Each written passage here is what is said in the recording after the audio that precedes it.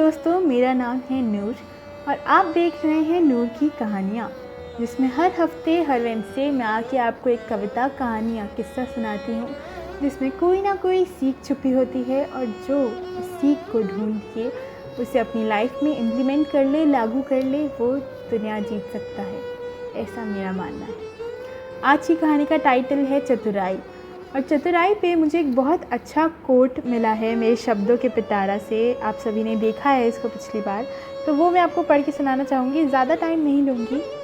The coat goes like, जो वस्तु परिस्थिति आदि अभी नहीं है, उसको प्राप्त करने में अपनी उन्नति, सफलता या चतुराई समझना महान भूल है। जो वस्तु अभी नहीं है वो मिलने के बाद भी सदा नहीं रहेगी, ये नियम है। जो सदा से है और सदा रहेगी, ऐसी वस्तु को प्राप्त करने में ही वास्तविक उन्नति, सफलता या चतुराई है। जो सदा से है और सदा रहेगी, that is something which is eternal. For the people who believe in God, it is God. And for the people who don't believe in God, it is the power that motivates you to wake up every morning. That is hope, and hope is eternal. तो इसी note पे हम आज की कहानी शुरू करते हैं।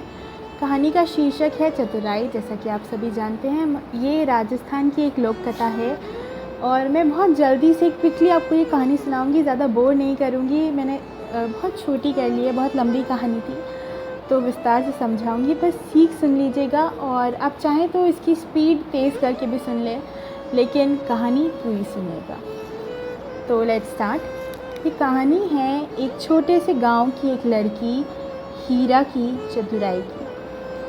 हीरा जब 15 साल की हुई तो उसके पिता ने उसकी पढ़ाई के लिए लोन लिया। उसके माता पिता इस बात में विश्वास करते थे कि लड़कियों का पढ़ना भी उतना ही ज़रूरी है जितना कि लड़कों का। तो उन्होंने वहाँ के राजा से 5,000 रुपये का लोन लिया, इस शर्त पे कि 5 साल बाद सूद समेत वो लोन चुका दिया जाएगा। 5 साल बीत गए, लेकिन अभी भी हीरा के पिता की कंडीशन उतनी अच्छी नहीं थी कि वो लोन चुका पाएँ। तो उसे कई बार संदेशे भेजे गए, मैसेजेस आए लोन के लिए पूछने के लिए। कई बार अब तो धमकियाँ मिलना भी शुरू हो गई थी। राजा के सैनिक के घर पे पूछते थे, लेकिन कोई भी ऐसा तरीका नहीं दिख रहा था उनको जिससे वो लोग पैसे भर सकें। तो खबर आने लगी कि क्योंकि पैसे नहीं मिल रहे हैं, तो राजा ने डिसाइड किया है कि वो खुद उस किसान के घर जाके पैसा लेंगे। उस समय ऐसा होता था कि राजा जिसके घर चले गए गुस्से में, समझो उसकी तो मौत है। तो यही बात को सुन के हीरा का भी पूरा परिवार डरा हुआ था। उनको समझ नहीं आ रहा था कि अब क्या होगा, अब कैसे करना है। तो वो दिन आया जिस दिन राजा आने वाले थे। जब राजा पहुँचे उनके घर में, तो इत्तेफाक से ऐसा हुआ कि कोई भी घर में नहीं था उस समय सिवाय हीरा के। तो राजा आए, उन्होंने हीरा से पूछा कि बेटा तुम्हारे पिताजी कहाँ हैं। हीरा ने सोच के चतुराई से जवाब दिया कि पिताजी अभी घर पे नहीं हैं, वो स्वर्ग का पानी रोकने गए हैं। राजा को एकदम से शॉकिंग लगा, समझ नहीं आया कि ये क्या हुआ, लेकिन ज़्यादा सवाल ना करते हुए उन्होंने फिर पूछा कि अच्छा तुम्हारी माता कहाँ है। हीरा ने फिर जवाब दिया कि माताजी भी घर पे नहीं है, वो गिनत को अनगिनत करने गई हैं। राजा को फिर समझ नहीं आया। फिर उसने पूछा, अच्छा ये बताओ कि तुम्हारा भाई कहाँ है। हीरा ने जवाब दिया, भाई भी घर पे नहीं है, वो भलाई की मार खाने गया है। राजा इन तीनों बातों को सुन के एकदम अचंभित रह गए थे। उन्हें कुछ समझ नहीं आ रहा था कि ये क्या हो रहा था। वो बहुत कंफ्यूज हो गए थे। और अब जब वो इतनी बात सुन चुके थे, इस हीरा की बातों में उन्हें क्यूरियोसिटी आने लगी थी। तो फिर वो जाने लगे और फिर रुके और पूछा कि मुझे तुमने जो भी बातें बताई कि तुम्हारे माता पिता और भाई कहाँ गए हैं, उनका मतलब समझ नहीं आया। क्या तुम एक बार उनका मतलब फिर से बता सकती हो। हीरा ने तुरंत पूछा, अच्छा अगर मैं आपको मतलब बता दूंगी तो मुझे बदले में क्या मिलेगा। राजा ने कहा कि क्योंकि राजा की अब क्यूरियोसिटी बहुत बढ़ चुकी थी और उसे इन बातों का मतलब जानने का बहुत ज़्यादा मन था, इच्छा हो रही थी।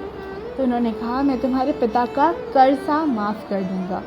हाँ ठीक है, आप उनका कर्ज़ा माफ़ कर देंगे तो फिर मैं आपको ये सारी बातें बता दूँगी, लेकिन मैं बातें आज नहीं बता सकती, आप कल आइएगा इसी समय, मैं आपको ये सारी बातें का मतलब बता दूँगी। राजा मान गए और कल उसी समय आए और उस समय घर पे सभी लोग थे। हीरा ने फिर राजा से पूछा कि आपको आपका वादा याद है ना? राजा ने सबके सामने कहा कि हाँ, अगर मुझे उन तीनों बातों का मतलब तुम बता दोगी तो मैं तुम्हारा कर्ज़ा माफ़ कर दूँगा। हीरा ने बातों का मतलब बताना शुरू किया।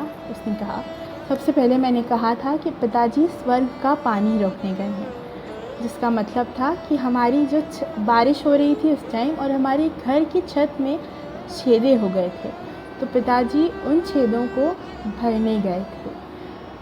आसमान से आई हुई हर चीज़ को हम स्वर्ग से आई हुई चीज़ समझते हैं और इसीलिए मैंने कहा था कि पिताजी स्वर्ग का पानी रोकने गए हैं।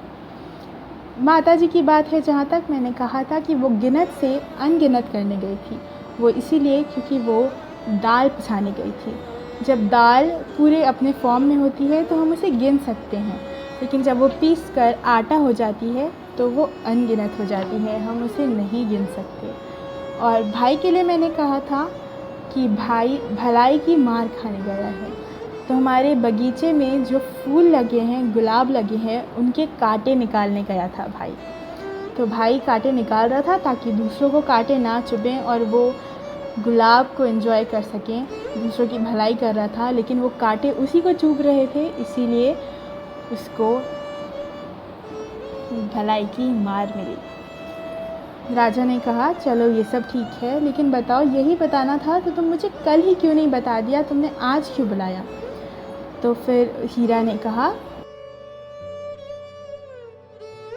राजा हीरा की चतुराई से बहुत खुश हुए और कहा कि मैं तुम्हारे पिता का कर्ज़ा तो माफ़ कर ही रहा हूँ, साथ में मैं तुम्हें कुछ इनाम भी दे रहा हूँ।